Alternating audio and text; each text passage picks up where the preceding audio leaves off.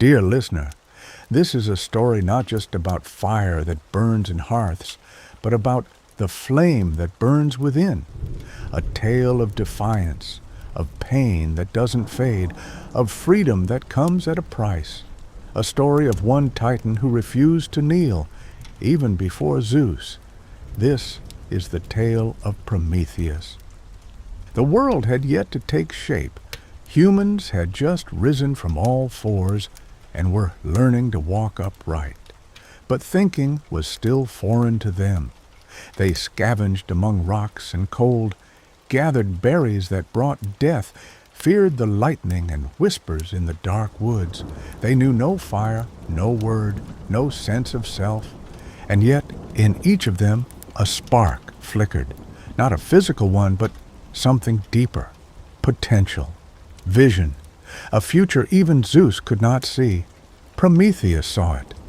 He was not a god and not a man. He was a titan, one of the ancient beings who had witnessed the birth of the world, who remembered a time before order, before power, before law.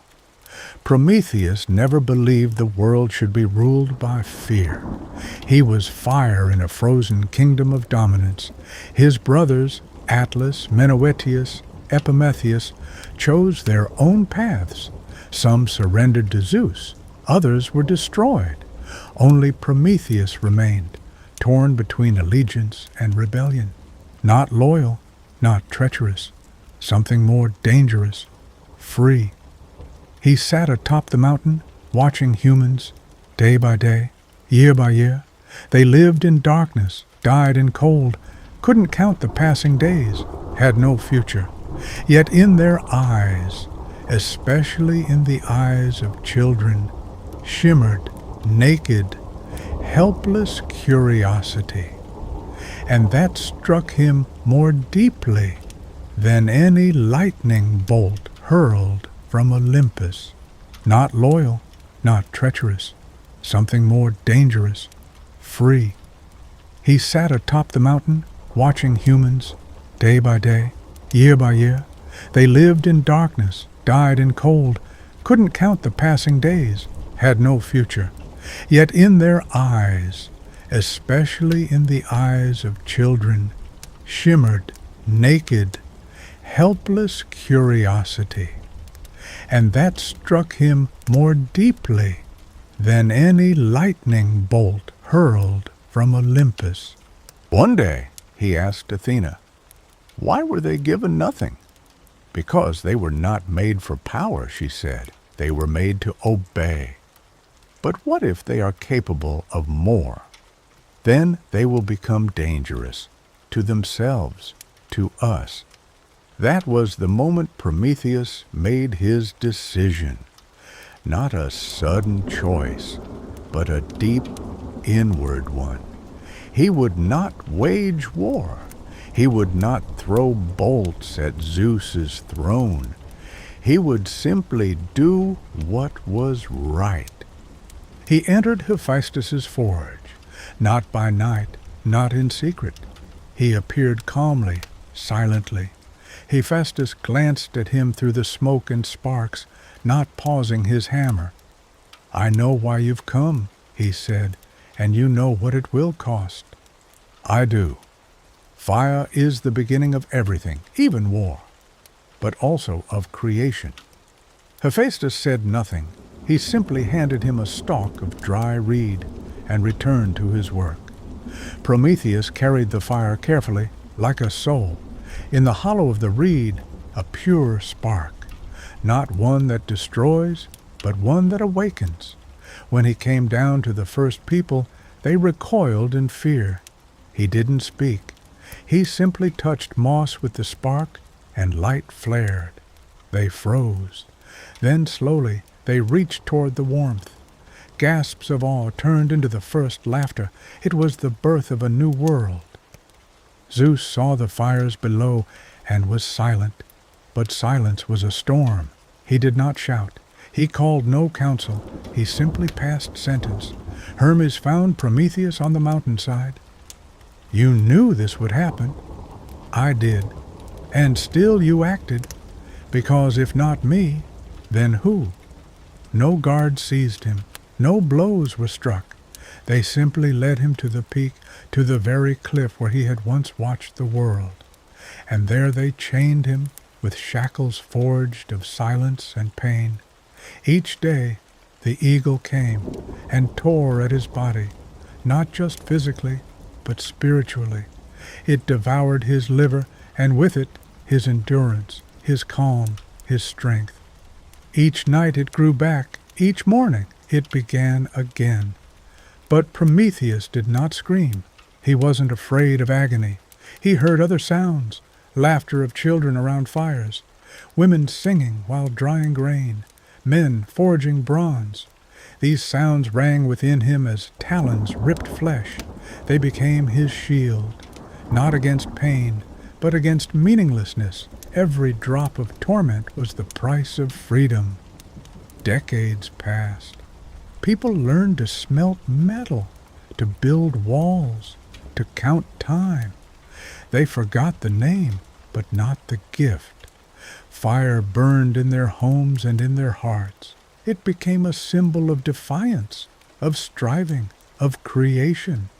The story of Prometheus passed from mouth to mouth. First a legend, then a warning, then a source of inspiration. But not all forgot.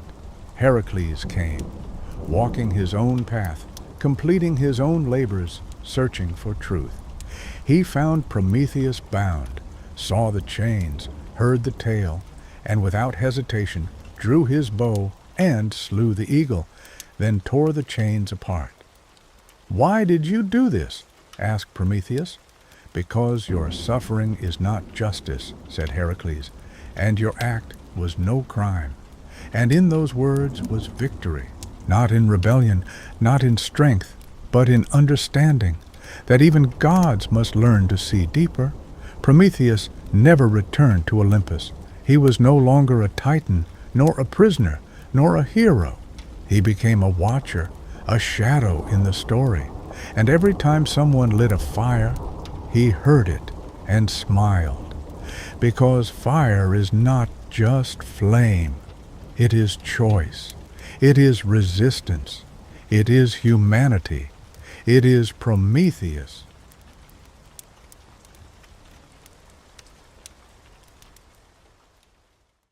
This is a story about beauty turned into a curse, about a mortal girl who caught the eyes of gods and paid the price. This is the legend of Medusa. Sit back and get comfortable. Let this story take you deep into ancient Greece, where gods punish and memory never fades. Once, in a time when gods still walked among mortals, there lived a girl named Medusa in the temple of Athena, goddess of wisdom and purity.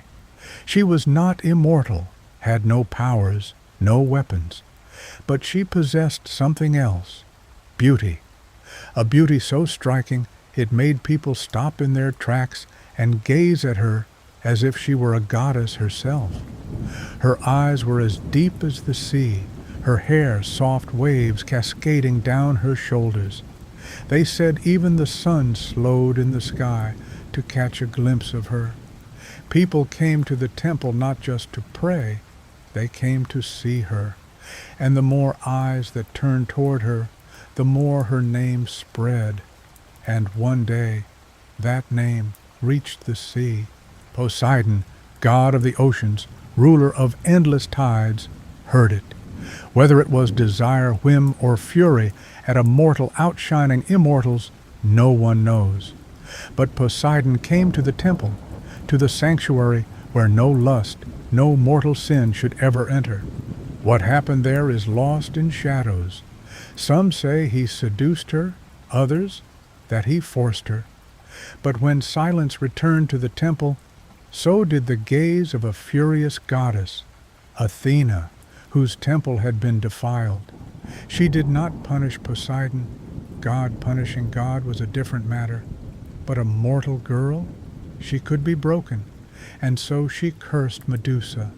Her beauty destroyed. Her hair turned to snakes, hissing and writhing, her eyes a curse. Anyone who met her gaze would turn to stone. Medusa fled far beyond the lands of men, to the edge of the world where waves crashed against jagged rocks, and wind knew no peace.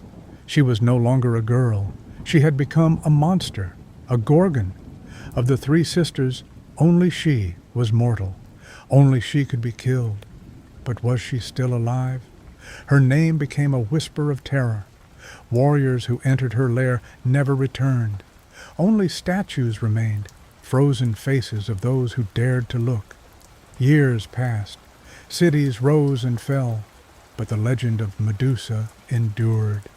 And one day, a hero emerged. His name was Perseus, son of a mortal woman and Zeus himself. He was given a task to bring back the head of Medusa, an impossible quest. But the gods stood with him. Athena gave him a shield polished like a mirror. Hermes gifted a blade sharp as sunlight, and with them winged sandals to fly, a pouch to carry the head, and a helmet of invisibility.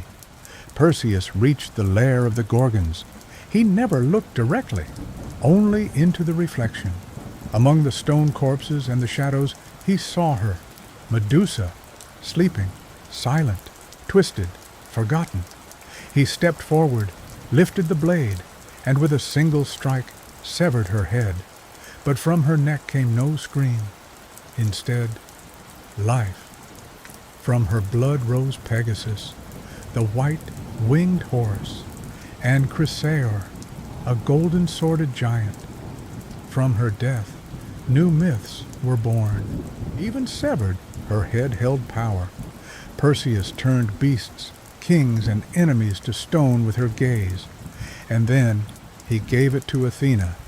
She placed it at the center of her shield, as a weapon, a warning, a trophy. History remembers Medusa as a monster, but she was not born one. She was human, cursed for her beauty, punished for being seen. She became a symbol of terror, but also of strength. The one they tried to erase became the face on a goddess's shield. So ends the story of Medusa. But did it really end? For her gaze still lives on Athena's aegis in those who were turned into monsters for reminding gods of their flaws, in those broken and then feared for surviving. Dear listener, this is a story about freedom and the price it asks, about a father who built wings from wax and dreams, and a son who flew too far, too fast, chasing the sky. This is not just a myth, it's a quiet tragedy, a moment between hope and gravity. Close your eyes, let the wind carry you. This is the story of Icarus and Daedalus. Long ago, on the island of Crete, stood a magnificent palace, rich in gold and marble, but darker beneath the surface. For underneath it, hidden from the eyes of the world, was a labyrinth. It was not just a maze of stone, but a prison, a trap, designed to hold a monster. In its center lived the Minotaur, half man, half bull, fed on young victims sent from Athens as tribute. The labyrinth was perfect, confusing, endless, impossible to escape, and it was built by one man, Daedalus. Daedalus was no ordinary builder. He was a craftsman, inventor, engineer, born in Athens, exiled by politics and jealousy. His mind was sharp, his hands precise. He could sculpt stone as if it breathed, bend wood like water, and draw plans for machines the world had never seen. That was why King Minos brought him to Crete. That was why Daedalus built the labyrinth. But knowledge is power, and power is always dangerous. After Theseus, the Athenian hero, killed the Minotaur and escaped with the help of Ariadne, and a single thread, a thread Daedalus had advised her to use, the king realized he had made a mistake. Daedalus had given someone a way out. That made him a threat. So Minos locked him away. Not just him, but also his son, Icarus. The boy was still young, barely a man. He had grown up in the glow of his father's work, among blueprints and tools, small mechanical birds and flying toys. Now he sat in a stone room, listening to the wind through a single narrow window. He didn't understand politics or betrayal or why freedom had been taken from them, but he trusted his father completely. Daedalus didn't weep, didn't plead. He observed, watched the birds overhead, studied the breeze. He waited and thought, and finally he spoke. "We can't escape by sea. The king controls the ships. We can't walk out. The soldiers will see us. But there is one place Minos cannot follow, the sky." They began collecting feathers, one by one, small, broken, forgotten bits left behind by birds. Wax was scraped and melted from old lamps. Straps and threads were taken from clothing, bedding, whatever they could use. Day after day, night after night, Daedalus worked. He built wings, real wings, crafted with care, layer by layer, feather by feather, balanced with leather straps and joints that could move with the arm. When they were ready, he sat Icarus down. "These will work," he said, "but you must listen. Fly with me, stay close. Don't go too low. The sea will weigh the feathers down, but don't go too high. The sun will melt the wax. Promise me, you'll stay beside me." Icarus nodded. He was excited. He trusted. At dawn, the sky was still pale, almost silver. The world was quiet, as if holding its breath. A soft wind moved across the sea, brushing the cliffs, whispering through the stones. That's when they stepped out. Daedalus checked the wings one last time. Straps tight, feathers aligned, wax still holding strong. He looked at Icarus, and for a moment he saw not a boy, but the man his son was becoming. And then, without ceremony, without words, they ran. Their feet left the ground, the wings filled with air, and they rose. At first, just above the courtyard, then above the walls, then higher, past rooftops, past towers, past the last shouts of guards who couldn't believe what they were seeing. The island of Crete shrank behind them, each flap of their wings taking them farther from stone and rule and memory. The air was cool, wild. The sea glittered below like broken glass. The wind held them, not gently, but firmly, as if recognizing the effort it had taken to get here. And they flew, not like birds, not like gods, like humans, fragile, deliberate, amazed. Icarus laughed. He couldn't help it. It was a sound Daedalus hadn't heard in weeks, maybe months. The boy tilted his wings, soared wide in a gentle arc, feeling the pull of air and speed. He circled his father, dancing in the sky, and for a time, Daedalus let him. For a time, everything was perfect. But wonder becomes hunger, and hunger forgets warnings. Icarus drifted ahead, then higher, then a little higher still. Daedalus shouted, not in panic but in fear. He called out through the wind, tried to steady his son with just his voice. But words are small things in open sky. Icarus didn't answer. The world had opened up before him. He wanted to see it all. He wanted to rise above the clouds. He wanted to touch the place where the blue turns to white. Below, the sea shimmered like glass. Above, the sun waited, unmoving, unforgiving. And then, warmth. At first, barely noticeable. Then, unmistakable. The wax began to soften. Icarus felt something shift. He looked down, one feather spiraling away in the air, then another. He tried to slow down, to angle back, but the balance was breaking. His arms grew lighter and then useless. He beat them faster. Nothing. The wind no longer lifted him, it passed through him, and he fell. There was no scream, no final word, only a quiet, a pause as the sky released him. He looked up once, at the sun, at the space where he had just been, and then he was gone, swallowed by the sea. Daedalus landed far away on a lonely shore. The wind was calmer there, the water slower. He waited, and the sea, with a gentleness he hadn't expected, returned his son. The body was still, the wings gone. Daedalus did not curse the gods, he did not cry. He stood in silence, heart hollow and full at the same time. Later, he built a small temple, hung the wings on the wall, and never flew again, because this story isn't about pride or punishment. It's about freedom, and how freedom always has a cost. It's about a boy who didn't understand limits, and a father who gave him the sky, knowing it might take him, because we were made for the ground. But our hearts, they will always reach for the sky.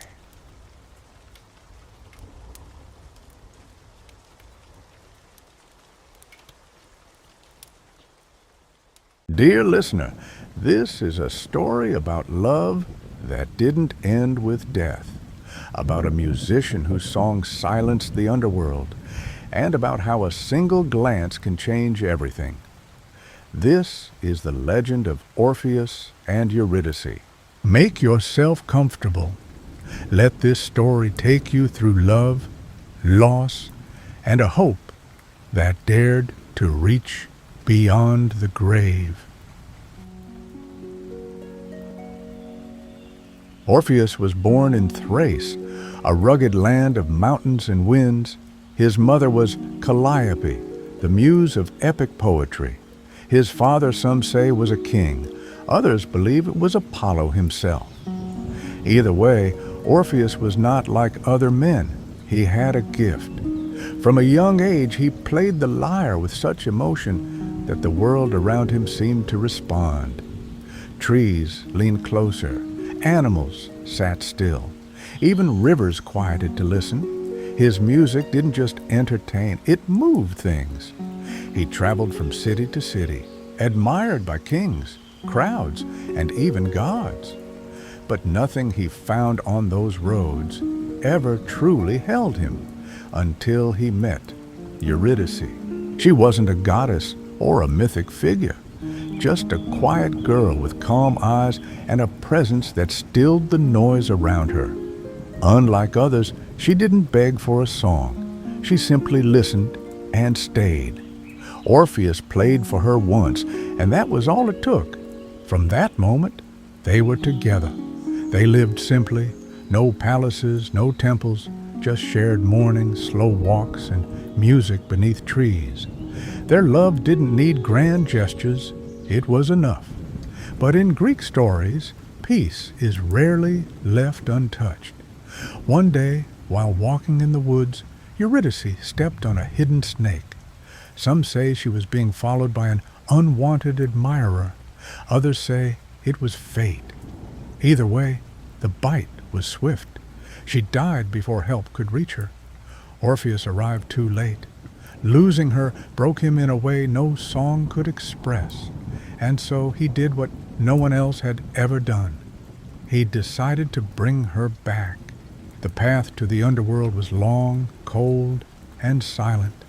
He crossed dark forests, rivers full of lost souls, and endless tunnels where even sound felt afraid to exist. But he didn't stop. His grief carried him deeper than fear ever could. At the gates of the underworld, he met Cerberus, the monstrous three-headed dog.